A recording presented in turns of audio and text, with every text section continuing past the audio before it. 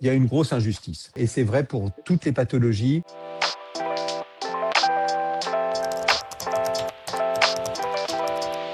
Les causes d'arthrose, je parle là vraiment surtout pour l'arthrose du genou, parce que c'est là où on a le plus d'informations. Les causes, on va dire environnementales, et puis les causes génétiques. Les causes environnementales, c'est donc le surpoids. En ce moment, on parle beaucoup d'alimentation. Ce qui est le plus important, c'est d'arriver à un poids normal. Les causes d'arthrose post-traumatique également. Quand il y a eu un traumatisme sur une articulation, ça devient un facteur de risque. Et ça, c'est vrai pour n'importe quelle articulation. Ensuite, il y a tout ce qui concerne les maladies de l'articulation qui peuvent devenir le lit de l'arthrose. Et puis, vous avez d'autres localisations, par exemple, les mains, on retrouve très fréquemment un facteur génétique. Une personne qui a une arthrose des mains, eh bien, vous allez retrouver très fréquemment dans la famille proche également une arthrose des mains. C'est pas systématique, mais c'est fréquent. Mais on est d'accord, il y a une injustice par rapport à ça, et c'est vrai pour toutes les pathologies. Et quand je parle d'un terrain génétique, c'est certainement pas un seul gène qui est en question, sur lequel on pourrait éventuellement agir par de la thérapie génique. C'est beaucoup plus un terrain génétique, on va dire. Et enfin, il y a également des causes mécaniques, c'est-à-dire que par exemple, si vous avez ce qu'on appelle soit le génuvarum ou le génu valgum, c'est-à-dire les genoux qui sont déformés, vous voyez, un petit peu arqués, là, évidemment, les forces mécaniques vont plus s'appuyer sur un des compartiments du genou à cause de cette déformation-là, et qui va faire que vous allez avoir une augmentation du risque. Et c'est dans ces cas-là, d'ailleurs, qu'on peut parfois faire de la chirurgie préventive.